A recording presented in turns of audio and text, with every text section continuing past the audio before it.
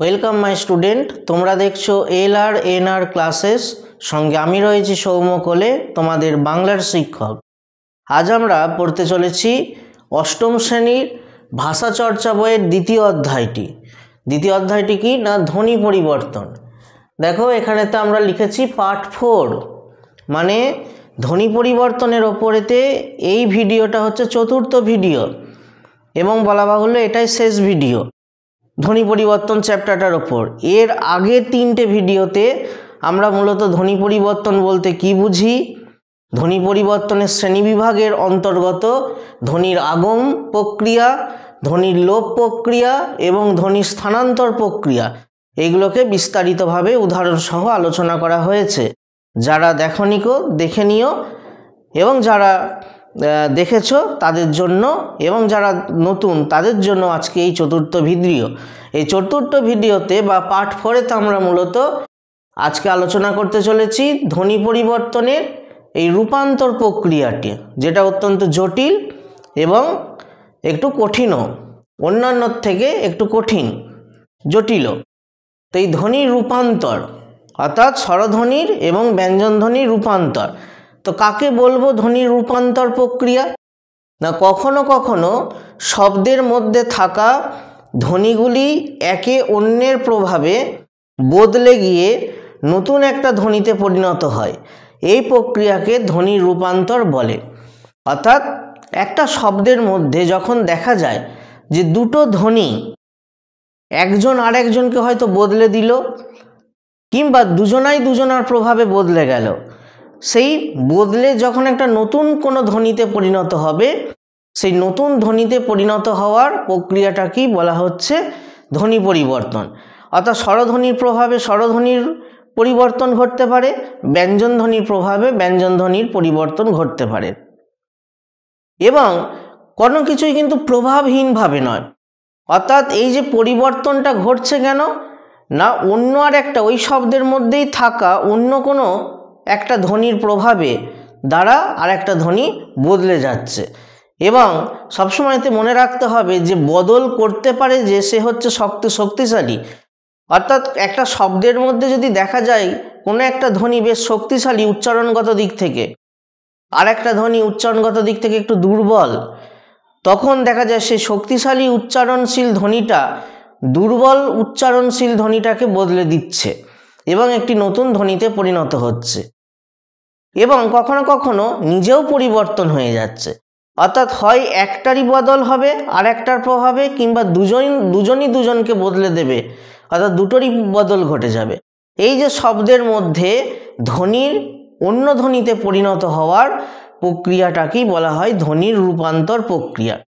ঠিক একইভাবে অন্যান্য যে প্রক্রিয়াগুলো আলোচনা করা হয়েছিল, ধ্বনির আগম, ধ্বনির লোপ বা ধ্বনির স্থানান্তর, সেখানে দেখেছিলাম প্রত্যেকটারই প্রথমেতে আগে দুটো করে ভাগ হয়েছিল, স্বরধ্বনি এবং ব্যঞ্জনধ্বনি। অর্থাৎ স্বরধ্বনির আগম, ব্যঞ্জনধ্বনির আগম, স্বরধ্বনির লোপ, ব্যঞ্জনধ্বনির লোপ, স্বরধ্বনির স্থানান্তর, ব্যঞ্জনধ্বনির স্থানান্তর। ঠিক একইভাবে ধ্বনির রূপান্তর প্রক্রিয়াটাকেও আমরা দুটো ভাগে ভাগ করতে পারি। একটা হচ্ছে স্বরধ্বনির রূপান্তর, আর দুই হচ্ছে ব্যঞ্জনধ্বনির রূপান্তর। স্বরধ্বনি রূপান্তরের আবার প্রধান দুটি ভাগ হলো স্বরসঙ্গতি, যার বিপরীত প্রক্রিয়া হচ্ছে স্বরের অসঙ্গতি, আর একটা হচ্ছে অভিশ্রুতি। অন্যদিকে ব্যঞ্জনধ্বনি রূপান্তরের ভাগগুলো কি কি? সমীভবন, যার বিপরীত প্রক্রিয়া হচ্ছে বিষমীভবন, তারপরেতে আছে ঘোষীভবন, যার বিপরীত প্রক্রিয়া হচ্ছে অঘোষীভবন, তারপরে আছে মহাপ্রাণী ভবন, যার বিপরীত প্রক্রিয়া হচ্ছে অল্পপ্রাণী ভবন, শতনাসিক্যী ভবন, যার বিপরীত প্রক্রিয়া হচ্ছে শতনাসিক্যী ভবন। অর্থাৎ ব্যঞ্জনধ্বনির রূপান্তরের একাধিক প্রক্রিয়া রয়েছে, কিন্তু আমাদের এই অষ্টম শ্রেণীতে এই সমীভবন এবং তার বিপরীত প্রক্রিয়া বিষমীভবনটাই পাঠ্য। বাকি যে ব্যঞ্জনধ্বনি রূপান্তরের প্রক্রিয়াগুলো আছে সেগুলো তোমরা নবম শ্রেণীতে গিয়ে ব্যাকরণ বইয়ের মধ্যে পড়বে। যেহেতু আমাদের অষ্টম শ্রেণীতে এই শুধুমাত্র সমীভবনটা পাঠ্য, তাই আমরা ব্যঞ্জনধ্বনি রূপান্তরের প্রক্রিয়া আলোচনাকালে শুধুমাত্র সমীভবন এবং বিষমীভবন প্রক্রিয়াটাকেই এই ভিডিওতে আলোচনা করব। অন্যদিকে আমাদের একটু সমস্যাটাকে মিটিয়ে নিই। আমাদের যে অষ্টম শ্রেণীর ভাষাচর্চা পাঠ্য বইটা আছে, সেখানেতে মূলত এই ধ্বনির রূপান্তর প্রক্রিয়ার মধ্যে অপিনিহিতি ভাগটাকেও কিন্তু যোগ করেছে তোমাদের পাঠ্য বইতে। কিন্তু আগের ভিডিওগুলোতে যদি দেখবে এই অপিনিহিতি প্রক্রিয়াটা মূলত হয় দুভাবে। একটা হচ্ছে ধ্বনির আগমের জন্য, আর একটা হচ্ছে ধ্বনির স্থানান্তরের জন্য। অর্থাৎ হস্যই এবং হস্যু এই স্বরধ্বনি দুটি যে ব্যঞ্জনধ্বনির সঙ্গে যুক্ত আছে তার আগে সরে আসতে পারে, যেটাকে আমরা স্থানান্তর বলতে পারি, কিংবা ইয়ে বর্গীয় জয়ে কয়ে মূর্ধন্য সয়ে যুক্ত কিংবা জফলা যুক্ত শব্দের ক্ষেত্রে তার আগে একটা অতিরিক্ত হস্যই চলে আসে, অর্থাৎ ধ্বনির আগম প্রক্রিয়াতেও অপিনিহিতি হয়। সুতরাং এই অপিনিহিতি প্রক্রিয়াটাকে আগম কিংবা স্থানান্তর এই দুটি ভাগের মধ্যে আমরা ফেলতে পারি, কিন্তু কখনোই আমরা রূপান্তরের মধ্যে ফেলবো না। আচার্য সুনীতি কুমার চট্টোপাধ্যায় তিনিও কিন্তু এই ধ্বনির অপিনিহিতি প্রক্রিয়াটি মূলত তিনি ধ্বনির স্থানান্তর এবং ধ্বনির আগম প্রক্রিয়ারই অন্তর্ভুক্ত করতে চেয়েছেন, ধ্বনির রূপান্তর প্রক্রিয়ার মধ্যে নয়। তাই এই অপিনিহিতি প্রক্রিয়াটা আমরা ধ্বনি রূপান্তরের মধ্যে আলোচনা করছি না, এটা আগেই আমাদের ধ্বনি স্থানান্তর বা আগমের মধ্যে আলোচনা করে দেওয়া হয়েছে। সুতরাং আজ আমাদের এই ভিডিওতে মূলত স্বরসঙ্গতি, যার বিপরীত প্রক্রিয়া স্বরের অসঙ্গতি, অভিশ্রুতি, সমীভবন, যার বিপরীত প্রক্রিয়া বিষমীভবন, অর্থাৎ এই তিনটে বিষয়কে নিয়ে আলোচনা করা হবে। এবার আমরা প্রথম আলোচনা করব স্বরসঙ্গতি, অর্থাৎ স্বরধ্বনি রূপান্তরের প্রথম গুরুত্বপূর্ণ প্রক্রিয়া হচ্ছে স্বরসঙ্গতি। স্বরসঙ্গতি কথাটার অর্থ কি না, স্বরসঙ্গতি ভাঙলে হবে স্বর যুক্ত সঙ্গতি। স্বর মানে হচ্ছে স্বরধ্বনি, সঙ্গতি মানে সমতা বিধান, অর্থাৎ একই হয়ে যাওয়া। সমতা মানে কি সমান হয়ে যাওয়ার চেষ্টা, একই বা সমান হয়ে যাওয়ার চেষ্টা। তো কিভাবে দুটো স্বরধ্বনি একই বা সমান হয়ে যাওয়ার চেষ্টা করে সেটাকে এবার আমরা আলোচনা করছি। এখানে তোমাদের অবশ্যই মনে পড়বে, তোমরা পঞ্চম শ্রেণীতে ভাষাপাঠ বা ভাষাচর্চা বইটিতে পড়েছিলে স্বরধ্বনিকে মূলত দুটো ভাগে ভাগ করা হয়, মৌলিক স্বরধ্বনি এবং যৌগিক স্বরধ্বনি। যে সমস্ত স্বরধ্বনি উচ্চারণের সময় বিশ্লেষণ করলে তার মধ্য থেকে আর অন্য কোনো স্বরধ্বনিকে পাওয়া যায় না, তাকেই বলা হয় মৌলিক স্বরধ্বনি। এরকম বাংলায় মৌলিক স্বরধ্বনি রয়েছে 7টা, অ, ই, উ, এ, ও আর এ, আ, অর্থাৎ এই 7টা। আর যৌগিক স্বরধ্বনি কোনগুলো, যে সমস্ত স্বরধ্বনি উচ্চারণ করলে তার মধ্যে থেকে দুটো করে স্বরধ্বনি পাওয়া যায়, অর্থাৎ একটা স্বরধ্বনির মধ্যেই দুটো স্বরধ্বনি উচ্চারণ হয়ে যায়, তাকে বলা হয় যৌগিক স্বরধ্বনি। সেটা ছিল ওই আর ও। এছাড়া এখনো অন্যান্য যৌগিক স্বরধ্বনিও ছিল, আও, এও ইত্যাদি। অর্থাৎ পঞ্চম শ্রেণীতে ভাষা চর্চা বইয়ে প্রথম আমরা পড়েছিলাম স্বরধ্বনির এই শ্রেণীবিভাগ, যেখানেতে মূলত স্বরধ্বনিকে দুটো ভাগে ভাগ করা হলো, মৌলিক স্বরধ্বনি আর যৌগিক স্বরধ্বনি। এই যে 7খানা মৌলিক স্বরধ্বনি আছে, এই 7খানা মৌলিক স্বরধ্বনিকে নিয়েই এই স্বরসঙ্গতি প্রক্রিয়াটা সম্পন্ন হয়। অর্থাৎ আমাদের আগেই জেনে রাখতে হবে, স্বরসঙ্গতি প্রক্রিয়া কিন্তু কখনোই যৌগিক স্বরধ্বনিকে কেন্দ্র করে হয় না।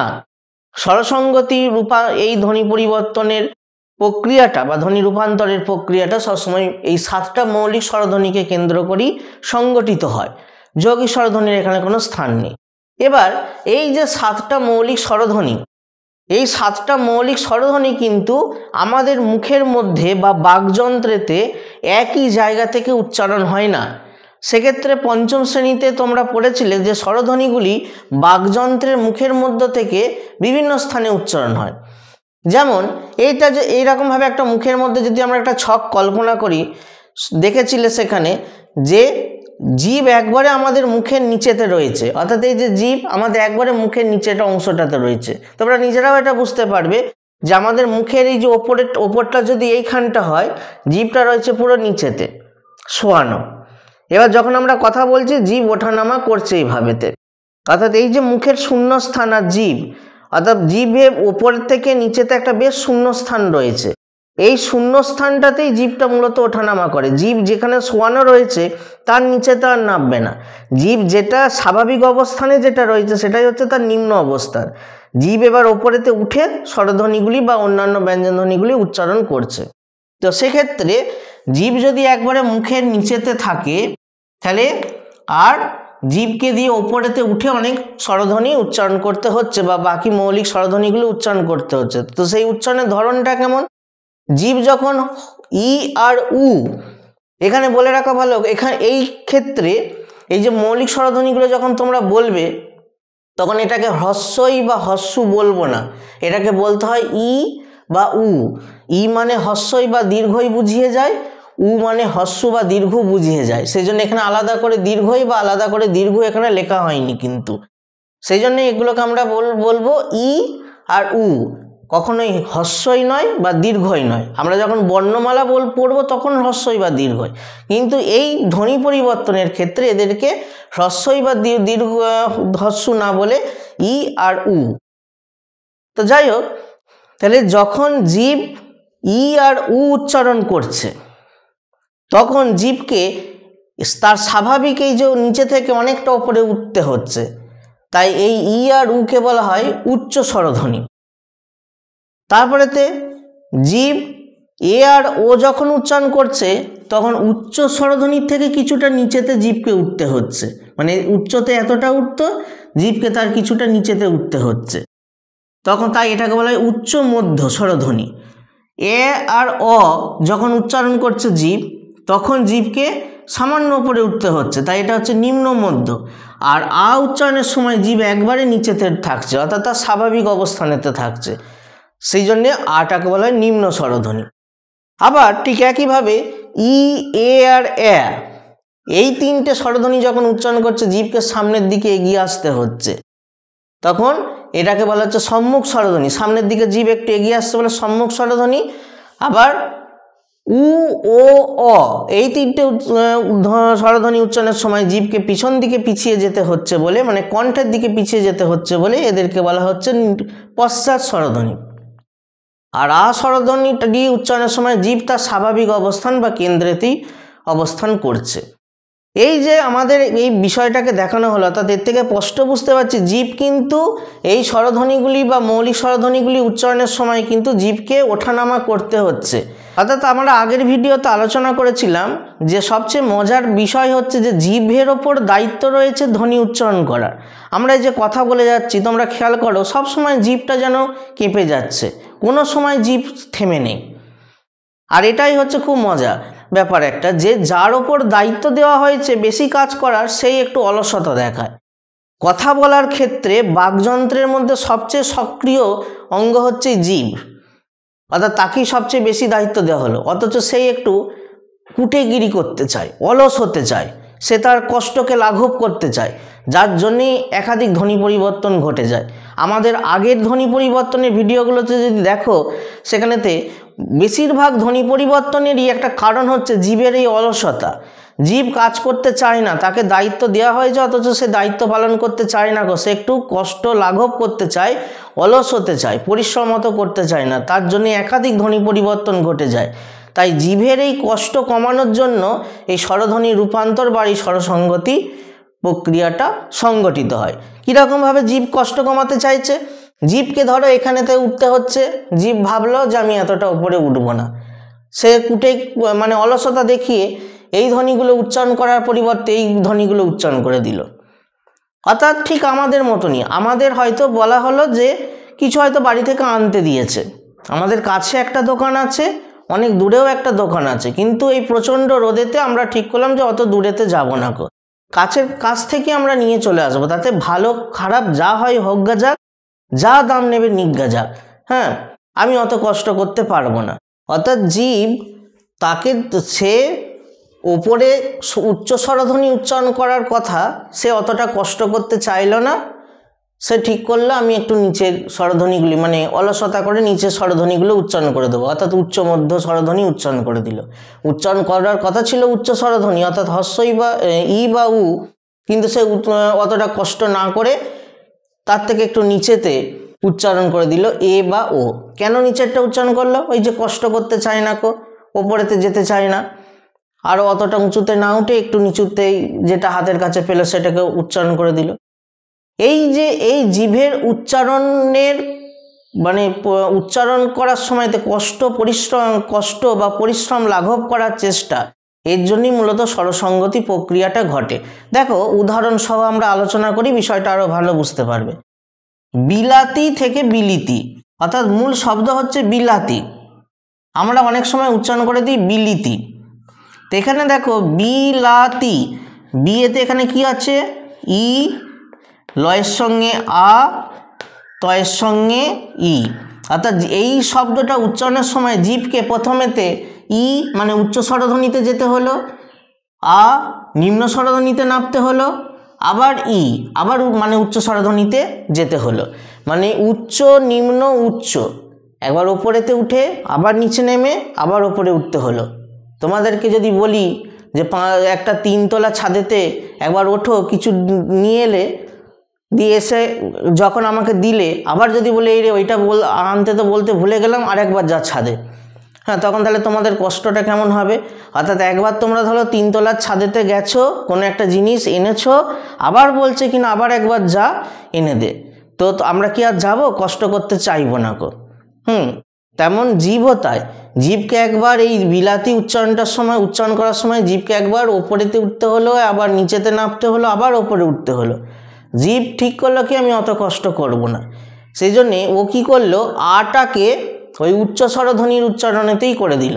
অর্থাৎ যখন ওপরেতে উঠেছে তো ওইখানেতেই 3টে উচ্চারণ করে দিল, বিলিতি, অর্থাৎ আটাকে ই করে দিল, অর্থাৎ আর নিচেতে নামলো না গো, ওপরে যখন উঠেছে 3টে উচ্চারণ করে একবারেতে নামবে।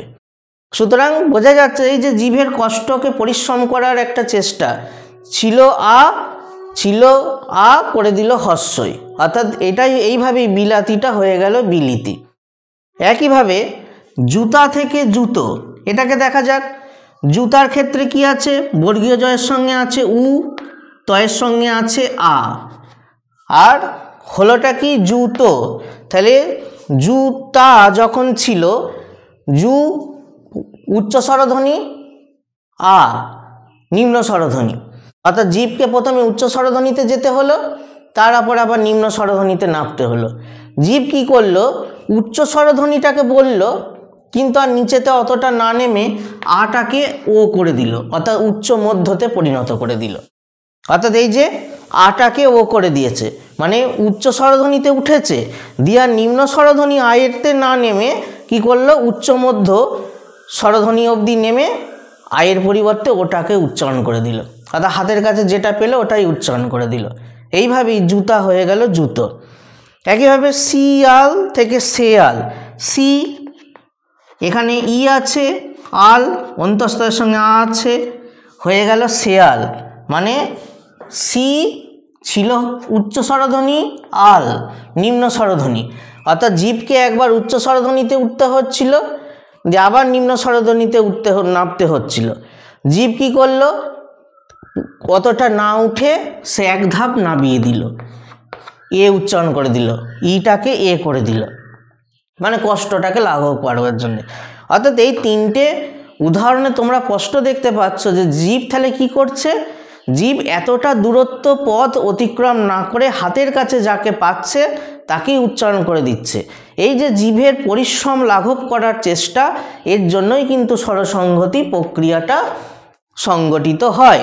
অর্থাৎ স্বরসংহতি প্রক্রিয়ার কারণই হচ্ছে উচ্চারণের সময় জিভের কষ্ট বা পরিশ্রম লাঘব মানে কমানোর চেষ্টা।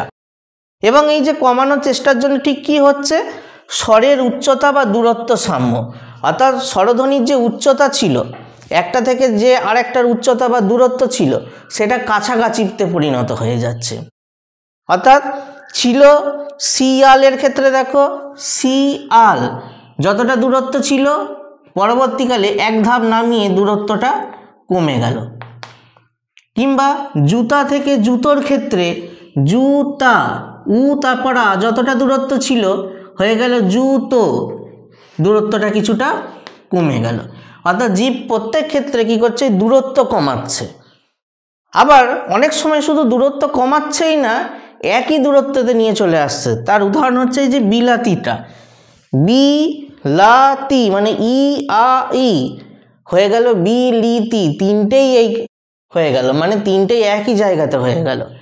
অর্থাৎ জীব কখনো কখনো পরিশ্রম লাঘব করার জন্য দূরত্বটাকে কমাচ্ছে, কখনো কখনো একই দূরত্বতে থেকে বা একই অবস্থানেতে থেকে প্রত্যেকটা স্বরধ্বনিকে উচ্চারণ করে দিচ্ছে, আর এটার জন্যই মূলত স্বরসঙ্গতি প্রক্রিয়াটা হচ্ছে।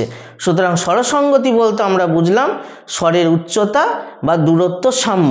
এই স্বরসঙ্গতি প্রক্রিয়া নামটা মূলত দিয়েছেন আচার্য সুনীতি কুমার চট্টোপাধ্যায়। তাহলে স্বরসঙ্গতি বলতে আমরা কি বুঝলাম?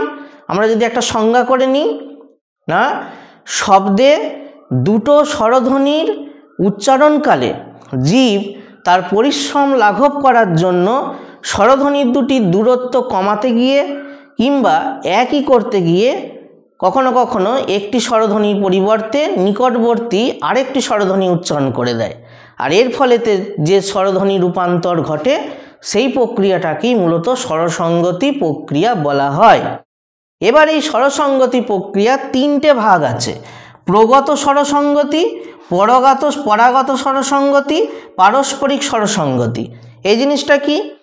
প্রগত স্বরসঙ্গতি মানে হচ্ছে যখন প্রথম স্বরধ্বনিটা ঠিক থাকবে এবং এর প্রভাবে দ্বিতীয় স্বরধ্বনিটা যখন বদলে যাবে তখন তাকে বলা হয় প্রগত স্বরসঙ্গতি। রাইট চিহ্ন মানে হচ্ছে এ ঠিক থাকবে, কাটা চিহ্ন মানে হচ্ছে দ্বিতীয় স্বরধ্বনিটা যেটা ছিল সেটা বদলে যাবে, অর্থাৎ জীব এইটাকে বদলে দিয়েছে, এই জায়গায় থেকে এইটাকে বদলে দিয়েছে। যেমন দেখো, মিথ্যা থেকে মিথ্যে, তাহলে প্রথমে ছিল ই, তারপরেতে ছিল আ, পরবর্তীকালে কি হলো? মিথ্যে, ইটা ঠিক থাকলো মানে প্রথমটা ঠিক থাকলো, আকারটা দেখো এ হয়ে গেল। অর্থাৎ প্রগত স্বরসঙ্গতি বলতে কি বুঝলাম? যে স্বরসঙ্গতি প্রক্রিয়ায় প্রথম স্বরধ্বনিটার প্রভাবে দ্বিতীয় স্বরধ্বনিটা বদলে যায় বা রূপান্তরিত হয়ে যায়, অর্থাৎ প্রথম স্বরধ্বনিটি ঠিক থাকে কিন্তু দ্বিতীয় স্বরধ্বনিটি রূপান্তরিত হয়ে যায়, তাকে বলা হয় প্রগত স্বরসঙ্গতি। ঠিক উল্টো প্রক্রিয়া হচ্ছে পরাগত স্বরসঙ্গতি, যেখানে দ্বিতীয় স্বরধ্বনিটা ঠিক থাকবে, প্রথম স্বরধ্বনিটা বদলে যাবে, অর্থাৎ দ্বিতীয় স্বরধ্বনির প্রভাবে প্রথম স্বরধ্বনিটা রূপান্তরিত হয়ে যাবে। যেমন দেখো, সুনা থেকে সোনা, এই যে সুনা ছিল হস্যু বা ছিল উ, আর আ হয়ে গেল সোনা, উটা হয়ে গেছে ও, মানে সু না, উ আর আ হয়ে গেল সোনা, অর্থাৎ ও আর আ, অর্থাৎ প্রথমটা বদলে গেল, উটা ও হয়ে গেল কিন্তু দ্বিতীয়টা আটা ঠিক থাকলো। এটা হচ্ছে পরাগত স্বরসঙ্গতি। আর পারস্পরিক স্বরসঙ্গতি কাকে বলবো? যখন দুটো স্বরধ্বনির দুটোই পরস্পরের প্রভাবে বদলে যাবে, অর্থাৎ একটাও আগের রূপ থাকবে না, দুটোই পরিবর্তিত হয়ে যাবে, তাকে বলা হচ্ছে পারস্পরিক বা অনন্য স্বরসঙ্গতি। যেমন যদু থেকে যদো, অর্থাৎ এখানে যদু অঞ্জয়ের সঙ্গে অ ছিল, দয়ের সঙ্গে হস্যু ছিল, অ আর হস্যু ছিল, হয়ে গেছে যদো, দুটো একটা অটা হয়ে গেছে ও, হস্যুটা হয়ে গেছে ও, যদো। এগুলো সবকটাই কিন্তু দুটো স্বরধ্বনির ক্ষেত্রে প্রযোজ্য হলো, কিন্তু অনেক সময় এরকম তিনটে স্বরধ্বনি থাকতে পারে, বিলাতি, তিনটে স্বরধ্বনি আছে, তখন মাঝেরটা বদলে যাচ্ছে, হ্যাঁ মাঝেরটা বদলে যাচ্ছে। এবার এই যে মাঝেরটাকে বদলে যাওয়াটাকে অনেকে বলতে চান মধ্যগত স্বরসঙ্গতি বলে, এরকম একটা 4 নাম্বার ভাগ করতে চান, যে মাঝের স্বরধ্বনিটা যখন বদলে যায় তখন তাকে বলা হয় মধ্য স্বরসঙ্গতি। কিন্তু এক্ষেত্রে বলা দরকার, বদলে যেতে গেলে বা পাল্টে যেতে গেলে আর একজনকার প্রভাব লাগে কিন্তু। যেমন দেখো, এর প্রভাবে এ বদলেছে, কিংবা এর প্রভাবে এ বদলেছে, কিংবা এরা দুজনার প্রভাবে বদলেছে, অর্থাৎ একজনকার প্রভাবে কিন্তু বদল ঘটে বা রূপান্তর ঘটে। কিন্তু এই ক্ষেত্রে এই প্রথম স্বরধ্বনির জন্য এটা বদলেছে নাকি দ্বিতীয় স্বরধ্বনির জন্য, এই তৃতীয় স্বরধ্বনির জন্য এটা বদলেছে, সেটা কিন্তু কোনো স্থির নেই বা ঠিক নেই, অর্থাৎ আমরা বলতে পারবো না। মানে প্রথম স্বরধ্বনির জন্য আটা ই হলো নাকি তৃতীয় স্বরধ্বনির জন্য আটা ই হলো, এর কোনো নিশ্চয়তা নেই। জীব কিভাবে করেছে তার কোনো বিজ্ঞানসম্মত ব্যাখ্যা নেই। তাই এই মধ্যগত স্বরসঙ্গতি ভাগটা একটা সন্দেহ বা বিতর্কিত স্থানেতে রয়েছে। অর্থাৎ মাঝের স্বরধ্বনি এই যে পাল্টাচ্ছে, কিন্তু কার প্রভাবে? তোমরা হয়তো বলবে প্রথমের প্রভাবে, আমি আবার বললাম না শেষের প্রভাবে। আমরা কেউ ঠিক নয়, কেউ ভুল নয়, এই নিয়ে একটা বিতর্ক সৃষ্টি হয় বলেই এই মধ্যগত স্বরসঙ্গতি ভাগটা কিন্তু একটা বিতর্কিত শ্রেণীবিভাগ। অনেকে তাই এটাকে মানতে চান, অনেকে মানতে চান না। সুতরাং স্বরসঙ্গতি বলতে আমরা ঠিক কী বুঝি, স্বরসঙ্গতি সম্পর্কে আমরা কি জানলাম? এই নামটা সুনীতি কুমারের দেওয়া। এই প্রক্রিয়াটা একমাত্র মৌলিক স্বরধ্বনির ক্ষেত্রেই হয়। এক্ষেত্রে দূরবর্তী স্বরধ্বনিগুলির সমতা দূরত্ব বা উচ্চতার সমতা বিধান ঘটে। আর এই প্রক্রিয়ার কারণ হচ্ছে জিভের কষ্ট বা পরিশ্রম লাঘব করার চেষ্টা। আর এই প্রক্রিয়াকে তিনটে ভাগে ভাগ করা যায়: প্রগত, পরাগত, পারস্পরিক। এই হচ্ছে আমাদের স্বরসঙ্গতি প্রক্রিয়া। এবারেতে আমরা স্বরধ্বনি রূপান্তরের দ্বিতীয় গুরুত্বপূর্ণ প্রক্রিয়া পড়তে চলেছি, অভিশ্রুতি। এই অভিশ্রুতি কি? অভিশ্রুতি এটা কি বা কাকে বলে এটা বোঝার আগে আমাদের উদাহরণ সহই বুঝতে হবে, অর্থাৎ প্রথমেই আমরা সংজ্ঞা করতে পারবো না। তো দেখো, আমরা উদাহরণ দিয়েছি একটা, কোরিয়া থেকে কইরা থেকে করে। কোরিয়াটা হচ্ছে সাধু ভাষা, বঙ্গালী উপভাষা বা বাংলাদেশে এটাকে কইরা বলা হয়। হ্যাঁ, কাজ কইরা লাভ নাই, এরকমভাবে ওদের ভাষাগুলো দেখবে, কাজ কইরা লাভ নাই, হ্যাঁ, বা দেখা চলতে পারো না। তো এরকম কইরা, কোরিয়া থেকে কইরা থেকে করে। আমাদের এই রাঢ়ী উপভাষার মানুষেরা বা আমাদের এই পশ্চিমবাংলার লোকেরা করেটাকেই বলি, আমরা কইরা বা দেখা এসব বলি না। কিংবা দেখিয়া থেকে দেখা থেকে দেখে, কিংবা রাতি থেকে রাইত থেকে রাত, এগুলোতে ঠিক কী ঘটছে এটাকে বোঝার আগে আমাদের বর্ণ বিশ্লেষণ করে নিই। দেখো, কোরিয়া, ক যুক্ত অ, র যুক্ত হস্যই, অন্তস্থ যুক্ত আ, কোরিয়া। এই উচ্চারণটা বঙ্গালী উপভাষাতে কীরকমভাবে হলো? কইরা, মানে ক যুক্ত অ, তারপরে হস্যই, তারপর র, জফলা মানে অঞ্জ, তারপরে আ, কইরা। আর আমাদের রাঢ়ী উপভাষাতে কি হলো? ক যুক্ত অ যুক্ত র যুক্ত এ, করে। অর্থাৎ এই যে এইটা, এইটা বা এটা, অর্থাৎ এই মাঝের উচ্চারণগুলো হচ্ছে বঙ্গালী উপভাষার, মানে বাংলাদেশে যারা বাংলাতে কথা বলে তাদের উচ্চারণেতে এইটা, এই মাঝের উচ্চারণটা হয়। আর এই শেষেরটা করে বা দেখে বা রাত, এটা হচ্ছে আমাদের পশ্চিমবাংলার লোকেদের, বা বলা যেতে পারে রাঢ়ী উপভাষার তে যারা কথা বলে তাদের। তাহলে এইখানটাতে কি হলো? বা একইভাবে দেখিয়া, দ যুক্ত অ, খ যুক্ত হস্যই, অন্তস্থ যুক্ত আ। দ্বিতীয়ভাবে উচ্চারণটা কিভাবে হলো? দেখা, দ যুক্ত এ, তারপরে হস্যই, তারপরে তো খ, জফলা মানে অঞ্জ, তারপরে তা, দেখা থেকে দেখে, দ যুক্ত এ যুক্ত খ যুক্ত এ, দেখে। রাতি থেকে রাইত যুক্ত রাত, এটাকে বর্ণ বিশ্লেষণ করি, রাতি, র যুক্ত আ, ত যুক্ত হস্যই, রাইত, র যুক্ত আ যুক্ত হস্যই যুক্ত ত যুক্ত অ, ত এর সঙ্গে কিছু নেই মানে অ আছে। আর রাত, র যুক্ত আ, ত যুক্ত অ, রাত। একটুখানি খেয়াল করে যদি দেখো, প্রথমেতে দেখো কোরিয়ার ক্ষেত্রে র যুক্ত হস্যই ছিল, কিন্তু কইরার ক্ষেত্রে হয়ে গেছে হস্যই যুক্ত র। অর্থাৎ আগে ব্যঞ্জন তারপরে হস্যই ছিল, ব্যঞ্জনযুক্ত স্বর, এখানে হয়ে গেছে স্বরযুক্ত ব্যঞ্জন, মানে বলতে পারি অপিনিহিতি ঘটেছে।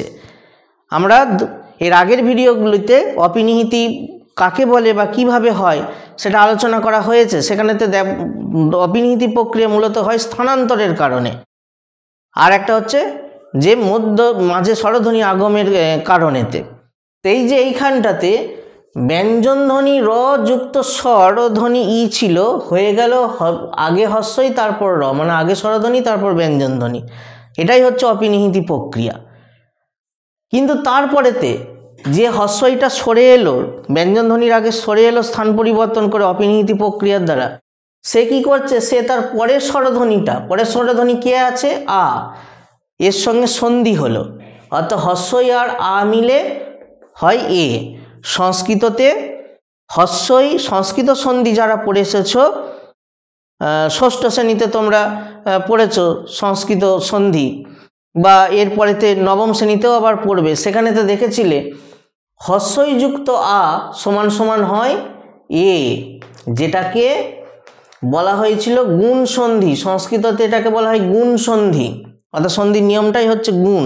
হস্যই যুক্ত আ সমান এ, আর হস্যযুক্ত আ সমান হচ্ছে ও, গুণ সন্ধি।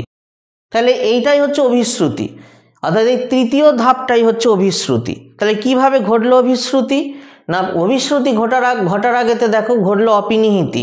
র এর সঙ্গে হস্যইটা ছিল, অপিনিহিতি প্রক্রিয়ার দ্বারা আগে ব্যঞ্জন ধ্বনির আগে স্বরধ্বনি হস্যইটা চলে এলো, অর্থাৎ ব্যঞ্জনযুক্ত স্বর হয়ে গেল স্বরযুক্ত ব্যঞ্জন, অর্থাৎ আগে অপিনিহিতি প্রক্রিয়া ঘটলো।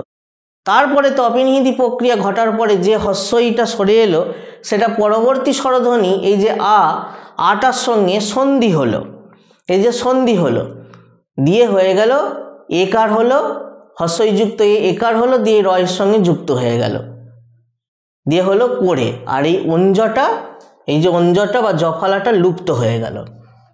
একইভাবে এখানেতেও তাই, দেখিয়া থেকে দীক্ষা, দেখো দেখিয়া খ যুক্ত হস্যই ছিল, অপিনিহিতি প্রক্রিয়ার দ্বারা ক্ষয়ের আগে হস্যই চলে এসছে দীক্ষা, দিয়ে যে হস্যইটা আগে সরে এলো সে পরের স্বরধ্বনি আয়ের সঙ্গে সন্ধিবদ্ধ হলো দিয়ে তৈরি হলো এটা দিয়ে এই যে ক্ষয়ের সঙ্গে বা এই ব্যঞ্জন ধ্বনিটার সঙ্গে যুক্ত হয়ে গেল দিয়ে হলো দেখে, আর এই অঞ্জটা লুপ্ত হলো। সুতরাং এই দুটো ক্ষেত্রে দেখো অভিশ্রুতি কিভাবে হচ্ছে, আগে অপিনিহিতি হলো তারপরেতে সন্ধি হলো এবং বলা বাহুল্য একটা অঞ্জ মানে ব্যঞ্জন ধ্বনি লুপ্ত হলো। সুতরাং অভিশ্রুতি প্রক্রিয়াতে কিন্তু বেশ কয়েকটা ধাপে ধাপে এগোতে হচ্ছে, অপিনিহিতি তারপরেতে সন্ধি, এইভাবেই হচ্ছে অভিশ্রুতি প্রক্রিয়া। এরপরেতে দেখো রাতি থেকে রাইত থেকে রাত, এখানেতেও তযুক্ত হস্যই মানে ব্যঞ্জনযুক্ত স্বর হয়েছে, দেখো হস্যই যুক্ত ত, মানে আগে অপিনিহিতি ঘটে গেছে, ব্যঞ্জন ধ্বনির আগে স্বরধ্বনিটা চলে এসছে, কিন্তু এক্ষেত্রে আর পরবর্তী এই যে পরবর্তী ইয়ের সঙ্গে পরবর্তী তোমার স্বরধ্বনির সঙ্গে আর সন্ধি হয়নি, পরিবর্তে যে হস্যইটা সরে এলো অপিনিহিতি প্রক্রিয়ার দ্বারা সেটা লুপ্ত হয়ে গেছে দিয়ে হয়েছে রাত। সুতরাং এই অভিশ্রুতি প্রক্রিয়াটা আবার কীরকম হলো, আগে অপিনিহিতি হলো তারপরে তো অপিনিহিতি প্রক্রিয়ার দ্বারা যে হস্যইটা বা হস্যটা সরে আসছে সেটা লুপ্ত হয়ে যাচ্ছে। সুতরাং অভিশ্রুতি প্রক্রিয়া দেখো প্রত্যেক ক্ষেত্রেই আগে অপিনিহিতি তারপরে কখনো বা সন্ধি কখনো বা লোপ। সুতরাং অভিশ্রুতি প্রক্রিয়া দুভাবে ঘটে, আগে সন্ধি, কখনো কখনো সন্ধির দ্বারা অভিশ্রুতি ঘটে কিংবা কখনো কখনো লোপের দ্বারা ঘটে, কিন্তু সন্ধির দ্বারাই হোক বা লোপের দ্বারাই হোক সব ক্ষেত্রে কিন্তু আগে অপিনিহিতি হতেই হবে, অপিনিহিতি ছাড়া অভিশ্রুতি সম্ভব নয়। অর্থাৎ অভিশ্রুতি হতে গেলে আগে অপিনিহিতি প্রক্রিয়ার দ্বারা যে ব্যঞ্জন ধ্বনির সঙ্গে হস্যই বা হস্যটা যুক্ত হয়ে আছে সেটা আগে সেই ব্যঞ্জনের আগে সরে আসবে এবং সরে আসার ফলে সেই হস্যই বা হস্যটা পরবর্তী স্বরধ্বনির সঙ্গে হয় সন্ধিবদ্ধ হয়ে অভিশ্রুতি হবে কিংবা বা নিজে লুপ্ত হয়ে গিয়ে অভিশ্রুতি হবে। এইভাবেই অভিশ্রুতি প্রক্রিয়াটা সম্পন্ন হয়। আর এই অভিশ্রুতি প্রক্রিয়া হচ্ছে আমাদের রাঢ়ী উপভাষার অন্যতম বৈশিষ্ট্য। অর্থাৎ এই অপিনিহিতি প্রক্রিয়াটা যদি বঙ্গালী উপভাষা অর্থাৎ বাংলাদেশের ভাষার প্রধান বৈশিষ্ট্য হয়, তেমনি অভিশ্রুতি প্রক্রিয়াটা মানে তৃতীয় ধাপটা এটা হচ্ছে আমাদের রাঢ়ী উপভাষা বা পশ্চিমবাংলার বৈশিষ্ট্য। যদিও পশ্চিমবাংলাতে শুধু রাঢ়ী উপভাষায় নেই, এখনও অন্যান্য 4টি উপভাষা আছে, তবে মূলত পশ্চিমবঙ্গে যেটা মান্যচলিত বাংলা তার বৈশিষ্ট্য হচ্ছে এই অভিশ্রুতি প্রক্রিয়া। এবার এই অভিশ্রুতি প্রক্রিয়াতে অনেক কটা কিন্তু প্রক্রিয়া মানে ধ্বনি পরিবর্তন প্রক্রিয়া যুক্ত হয়ে আছে। প্রথমত অভিশ্রুতি হতে গেলে আগে অপিনিহিতি হতেই হবে, তারপরে হচ্ছে অপিনিহিতি হওয়ার পরেতে হয় সন্ধি হবে, সন্ধি হয়ে স্বরধ্বনিটা রূপান্তর ঘটলো, কিংবা হয়তো দেখা যাচ্ছে অপিনিহিতি প্রক্রিয়ার দ্বারা যেটা সরে এলো হস্যই বা হস্যটা সেটা নিজে লুপ্ত হয়ে গেল। সুতরাং এই অভিশ্রুতি প্রক্রিয়াতে যেহেতু একাধিক ধ্বনি পরিবর্তন প্রক্রিয়া যুক্ত হয়ে থাকে, তাই অভিশ্রুতি প্রক্রিয়াটাকে একটা মিশ্র ধ্বনি পরিবর্তন প্রক্রিয়া বলা হয়। কেননা এখানেতে একটা নয় একাধিক ধ্বনি পরিবর্তন প্রক্রিয়া যুক্ত হয়ে থাকে বলে এটাকে মিশ্র ধ্বনি পরিবর্তন প্রক্রিয়া বলে। আবার এই অভিশ্রুতি প্রক্রিয়াতে একটা মানে ধাপের পর ধাপ যায়, অর্থাৎ স্টেপ বাই স্টেপ যায়। অর্থাৎ প্রথমে আগে অপিনিহিতি ঘটবে, তারপরে সন্ধি হবে কিংবা লোপ হবে। কখনোই আগে সন্ধি লোপ হওয়ার পর অপিনিহিতি ঘটবে না, অর্থাৎ এটা আগে এটা পরে। অর্থাৎ একটা নির্দিষ্ট ক্রম পর্যায়ে এই অভিশ্রুতি প্রক্রিয়াটা সম্পন্ন হয় বলে একে ক্রমিক ধ্বনি পরিবর্তন প্রক্রিয়া বলা হয়। অর্থাৎ আগে অপিনিহিতি, তারপরেতে হয় সন্ধি বা লোপ, কখনো আগে পরে হয়ে যাবে না, একটা ক্রমিকভাবে হবে। যেমনভাবে তোমাদের ক্লাসের রোল নাম্বার যখন ডাকে 1 থেকে যেমন স্টার্ট হয়, কখনো শেষ থেকে শুরু করবে না নিশ্চয় স্যারেরা, তেমনই এখানে তা আগে অপিনিহিতি দিয়ে শুরু হয়ে তারপরে দিকে আসবে, তাই এটা ক্রমিক ধ্বনি পরিবর্তন প্রক্রিয়াও বলা হয়। আবার যেহেতু এই প্রক্রিয়াতে সন্ধি সম্পন্ন হয়, অপিনিহিতি হওয়ার পরেতে সন্ধি হচ্ছে, তাই একে অভ্যন্তর সন্ধি প্রক্রিয়াও বলা হয়। সুতরাং অভিশ্রুতি প্রক্রিয়ার কিন্তু এই 3টে নাম রয়েছে। এবার সব মিলিয়ে তাহলে আমরা অভিশ্রুতি বলতে কি বুঝলাম না, অপিনিহিতি প্রক্রিয়ার দ্বারা শব্দের মধ্যে হস্যই বা হস্যু যে ব্যঞ্জনধ্বনির সঙ্গে যুক্ত আছে তার পূর্বে সরে আসে এবং সরে এসে যদি পরবর্তী স্বরধ্বনির সঙ্গে সন্ধিবদ্ধ হয় কিংবা লুপ্ত হয়ে যায় নিজে, তখন সেই প্রক্রিয়াটাকে বলা হয় অভিশ্রুতি। এই হচ্ছে অভিশ্রুতির একটা যথাযথ সংজ্ঞা। এবার আমরা ব্যঞ্জনধ্বনি রূপান্তরের প্রধান প্রক্রিয়া অর্থাৎ সমীভবন প্রক্রিয়াটাকে আলোচনা করছি। আমরা আগেই বলেছি ব্যঞ্জনধ্বনি রূপান্তরের অনেক প্রক্রিয়া আছে, তার মধ্যে আমাদের অষ্টম শ্রেণীতে পাঠ্য একমাত্র এই সমীভবনটা। সমীভবন কি না, ঠিক স্বরসঙ্গতির মতনই হচ্ছে সমীভবন। স্বরসঙ্গতির ক্ষেত্রে যেমন দুটো পৃথক বা আলাদা বা দূরবর্তী স্বরধ্বনি একই স্বরধ্বনিতে বা কাছাকাছি স্বরধ্বনিতে পরিণত হয়েছিল, অর্থাৎ স্বরধ্বনির সমতা বিধান ঘটেছিল, স্বরধ্বনির দূরত্ব কমেছিল, তেমনি সমীভবনের ক্ষেত্রে ওই একই বিষয় ব্যঞ্জনধ্বনির ক্ষেত্রে প্রযোজ্য হবে।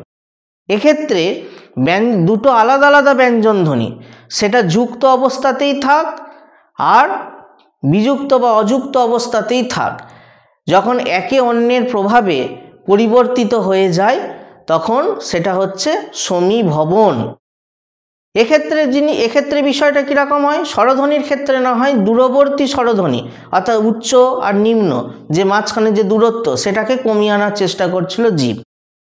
এক্ষেত্রে দূরত্ব বিষয়টা আসবে না, এক্ষেত্রে আসবে উচ্চারণের স্থানগত দিকটা। আমরা জানি ব্যঞ্জনধ্বনিগুলিকে, বিশেষ করে ব্যঞ্জনধ্বনির অন্তর্গত ক থেকে ম পর্যন্ত যে 5 5 25টা পার্শ্বিক ব্যঞ্জনধ্বনি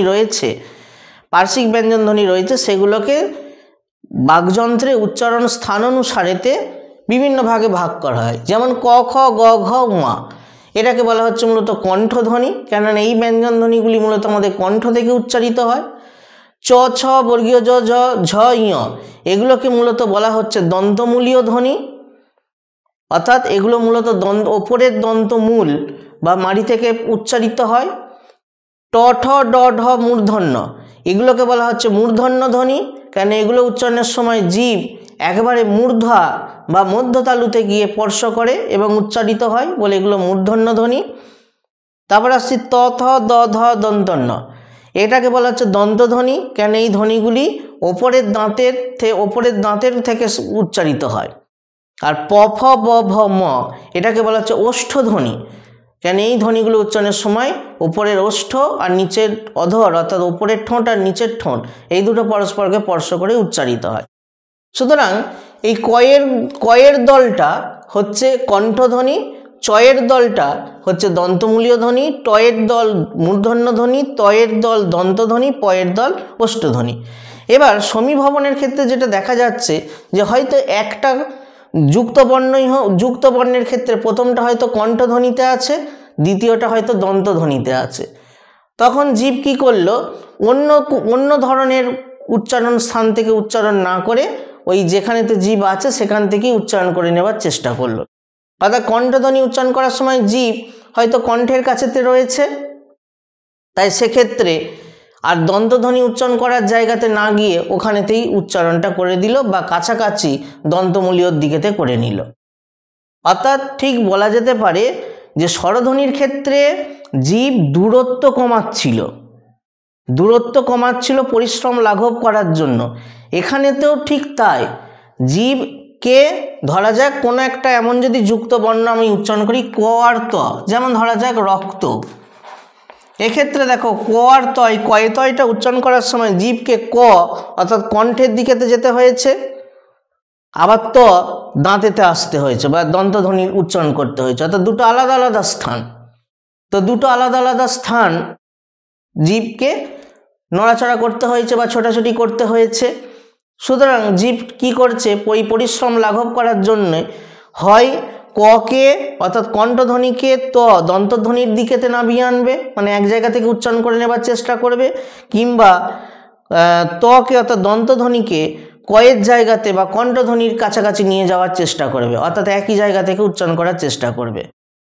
এই জন্য এইটাকে বলা হচ্ছে ব্যঞ্জন ধ্বনির সঙ্গতি।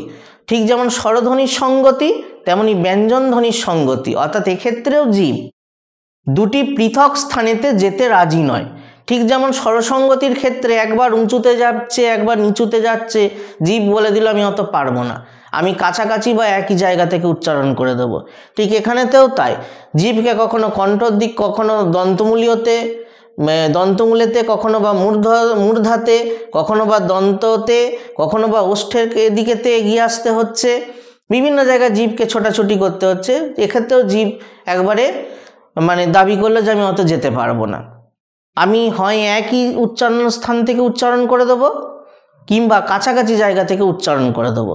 এই যে জিভের পরিশ্রম লাঘব করার একটা প্রবণতা জন্যই দুটো পৃথক ব্যঞ্জনধ্বনি, পৃথক বলতে কি দুটো আলাদা কোটার ব্যঞ্জনধ্বনি, হয়তো একটা কণ্ঠ একটা দন্ত, কিংবা একটা দন্তমূল একটা মূর্ধ, বা একটা হয়তো মূর্ধন্য ধ্বনি একটা ওষ্ঠধ্বনি, মানে দুটো পৃথক কোটার বা পৃথক উচ্চারণ স্থানের ব্যঞ্জনধ্বনি একে অন্যের প্রভাবে পরিবর্তিত হয়ে যায়।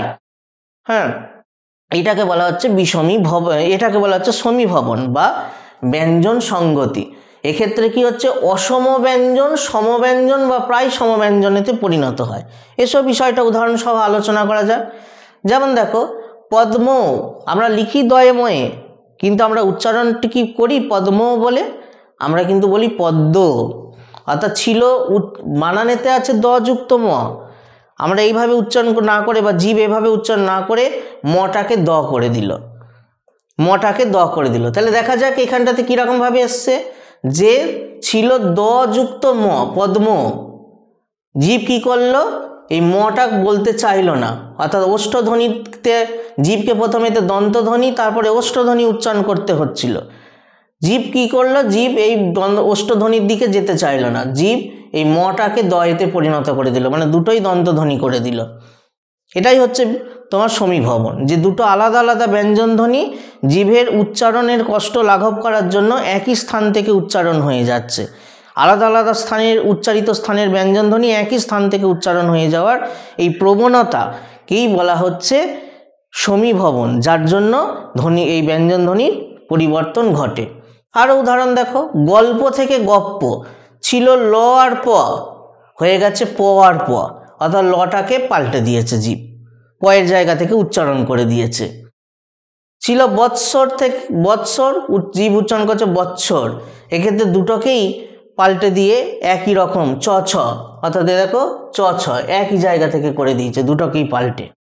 সুতরাং সমীভবন বলতে আমরা কি বুঝলাম না, সমীভবনকে বলা যেতে পারে ব্যঞ্জন সঙ্গতি। কেন এমন নাম, স্বরসঙ্গতি ঠিক অনুরূপ প্রক্রিয়া বলেই একে ব্যঞ্জন সঙ্গতি বলা হচ্ছে। এক্ষেত্রে স্বরসঙ্গতির মতনই জীব যেমন স্বরসঙ্গতির ক্ষেত্রে দুটো দূরবর্তী স্থানের স্বরধ্বনিকে কাছাকাছি স্বরধ্বনি বা একই স্বরধ্বনিতে পরিণত করার চেষ্টা করেছিল, যার জন্য স্বরধ্বনি পাল্টে গিয়েছিল, এক্ষেত্রেও দুটো পৃথক উচ্চারণ স্থানের থাকা ব্যঞ্জনধ্বনিকে জীব একই স্থানের উচ্চারণেতে থাকা ব্যঞ্জনধ্বনিতে পরিণত করার চেষ্টা করছে বলে এই ব্যঞ্জনধ্বনির সঙ্গতি বা সমতা বিধান ঘটছে। অর্থাৎ এক্ষেত্রে দূরত্ব কমছে না, এক্ষেত্রে অসম ব্যঞ্জন সমব্যঞ্জন বা প্রায় সমব্যঞ্জনেতে পরিণত হচ্ছে।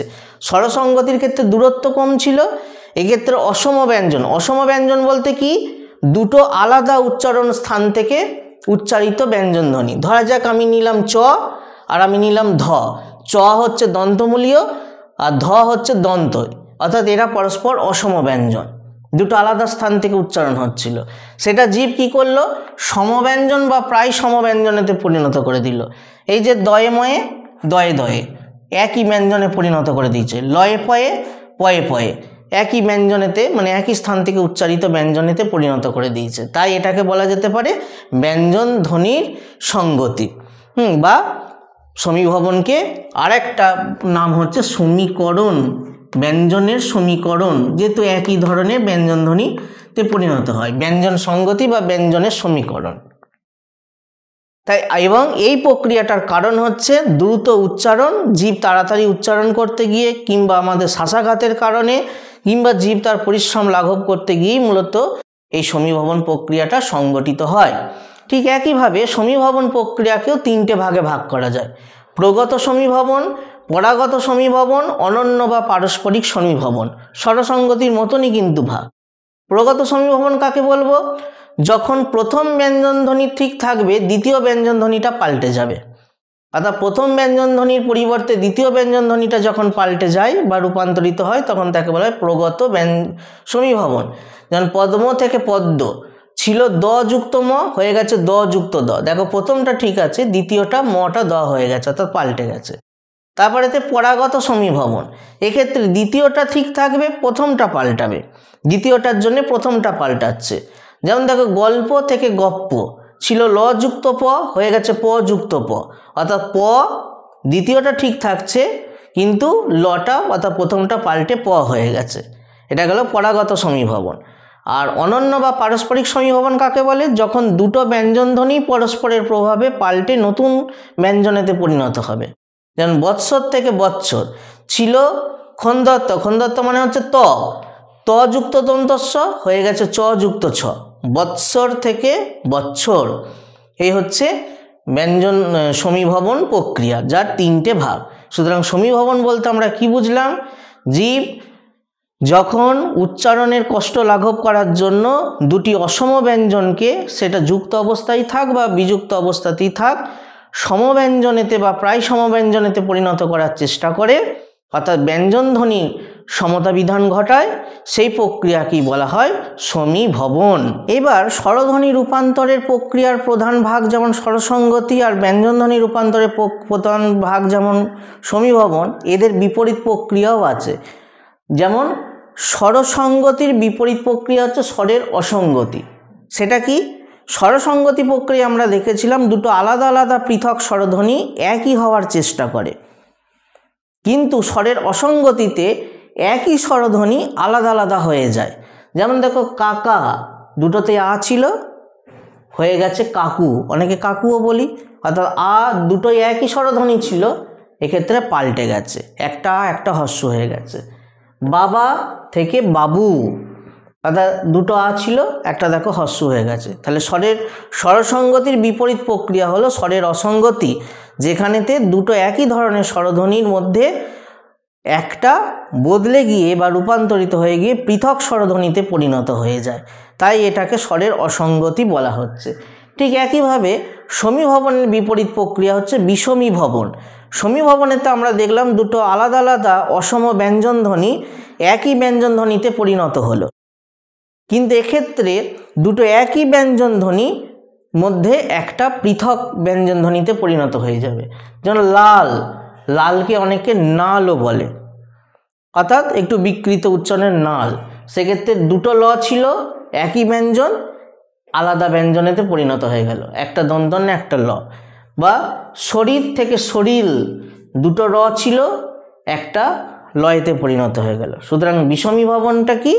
দুটো পৃথক পৃথক দুটো সমব্যঞ্জন ধ্বনির মধ্যে একটা পৃথক হয়ে যাওয়া। তাই স্বরের অসঙ্গতি হচ্ছে স্বরসঙ্গতি বিপরীত প্রক্রিয়া, আর বিষমীভবন হলো সমীভবনের বিপরীত প্রক্রিয়া। ঠিক আছে ছাত্ররা, যা আমাদের আজকে এখানে এই ভিডিওটাকে শেষ করলাম, এবং 4টে ভিডিও মিলে আমাদের এই ধ্বনি পরিবর্তন অধ্যায়টাকে আমাদের শেষ করা হলো। তো কেমন লাগলো ভিডিওটা তা তোমরা অবশ্যই জানিও। ভালো লাগলে লাইক করো, এবং এই ভিডিওটার উপর তোমাদের কোনো প্রশ্ন বা জিজ্ঞাসা কিছু থাকলে তোমরা কমেন্ট বক্সে লিখো, আমরা উত্তর দেব। এবং এই ভিডিওটার ওপরেতে তোমাদের যদি কোনো রকম প্রশ্নপত্র প্রয়োজন পড়ে, আমাদের ওয়েবসাইটেতে গিয়ে সেখান থেকে ডাউনলোড করে নাও। দেখা হচ্ছে আমাদের পরের নতুন ভিডিওতে।